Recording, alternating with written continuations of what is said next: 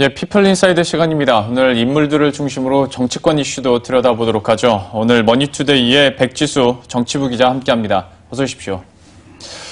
첫 번째로 아무래도 지난 주말 사이에도 뉴스가 많이 나왔었던 우리 측 예술단의 평양 첫 공연에 대해서 한번 이야기를 해볼까 하는데요. 저희가 기사를 통해서 보기로는 분위기가 꽤 좋았던 것 같더라고요. 좀 소개를 해주시겠어요? 네, 평양 공연 공동취재단에 따르면 우리 시간으로 어제 오후 6시 반쯤 평양 동평양 대극장에서 우리 측 예술단의 공연이 열렸습니다.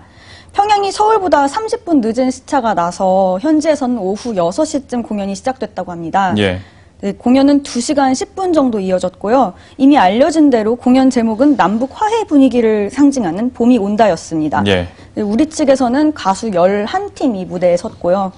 그다음에 무대에 섰습니다. 예.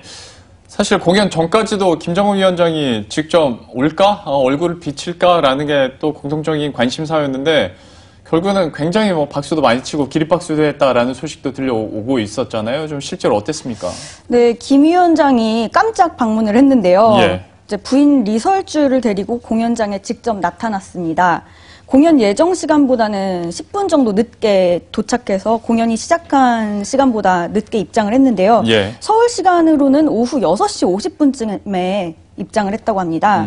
이제 보면서 중간중간에 박수도 치고 호응도 많이 했다고 하는데요. 예. 도종환 문화체육관광부 장관이 김 위원장하고 같이 앉아서 공연을 봤는데 옆에서 우리 예술단의 노래와 가사에 대해서도 많이 물어보기도 했다고 합니다. 예. 또 예술단 막내인 걸그룹 레드벨벳이 많이 지금 화제가 되고 있습니다. 김 위원장이 직접 레드벨벳을 거론하기도 했다고 해서 눈길을 끄는데요.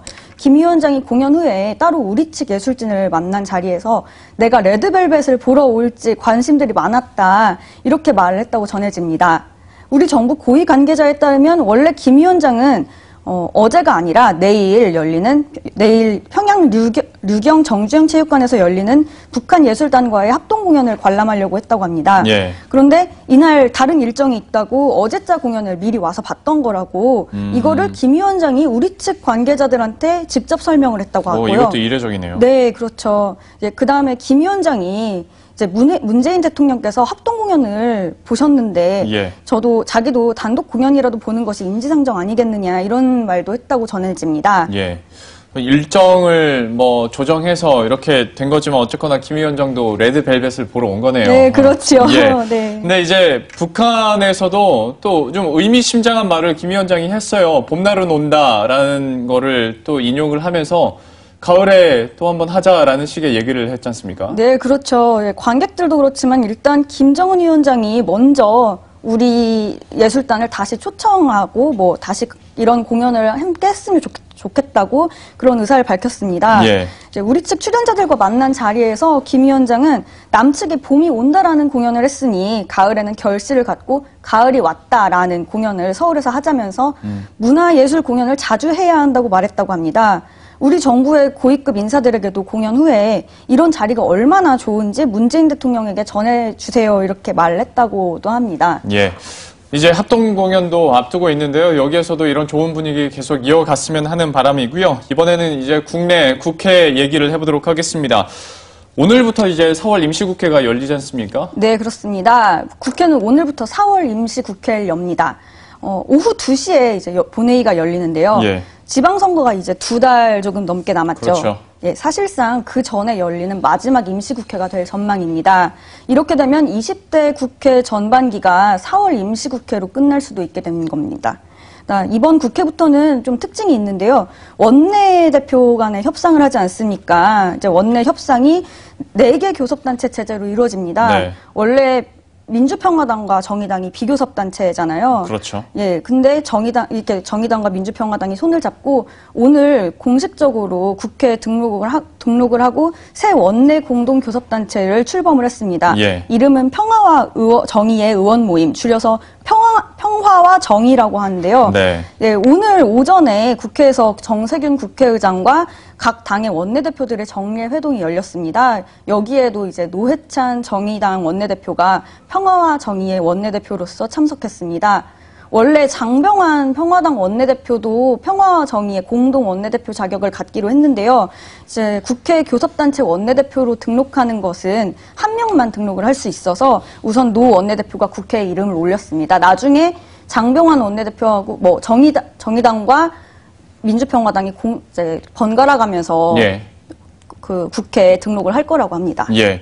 물론 평화와 정의도 줄인 네임이지만 이걸 더 줄여야 될 때는 기자들이 이제 뭐라고 할지 이것도 좀 궁금하긴 한데 네. 어쨌거나 교섭단체가 이렇게 늘어나다 보니까 정치권 간의 어떤 셈법이라고 해야 될까요? 자기 이익을 주장하는 목소리도 아무래도 더 좀 각별해질 수밖에 없겠네요. 네, 뭐 아무래도 다당제 체제니까 그렇게 될 수도 있는데 예. 뭐 그렇게 볼 수도 있지만 사실 여든 야든 어느 한 정당이 마음대로 못한다는 면이 많이 커졌습니다. 예. 어느 당이 과반을 채우느냐가 이제 국회 의결에서 많이 관건인데요. 민주당을 중심으로 한 이제 범여권 대 한국당을 중심으로 한 범야권이 146대 145 정도로 절반 대 절반으로 예상이 되는 상황입니다. 예. 예, 상황에 따라서는 이제 아예 1대 3당의 정치 구도도 얼마든지 가능한 상황입니다. 예.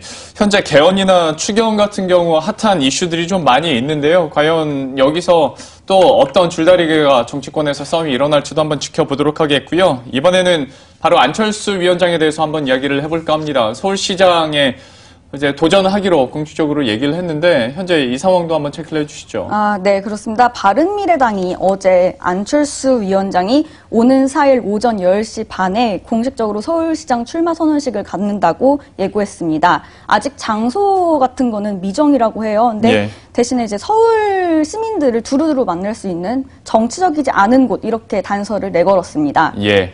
물론 안철수 위원장도 뭐 정치권에서 핫하겠지만 더 핫한 것이 이제 여당 내에서 누가 나올 것인지 경선이 요즘에는 더 좀 집중이 되는 것 같아서요. 이쪽 상황도 한번 체크를 해주시겠어요? 네, 알겠습니다. 지금 박원순 서울시장이 3선에 도전을 하고 있고, 예. 그다음에 박영선 의원과 우상호 의원이 민주당 후보로서, 경선 후보로서 선거를 준비하고 있습니다. 이제 일단 오늘 민주당에서 서울을 시작으로 해서 광역단체장 후보자 면접을 실시했습니다. 그래서 이 세 사람도 여기 참석했고요.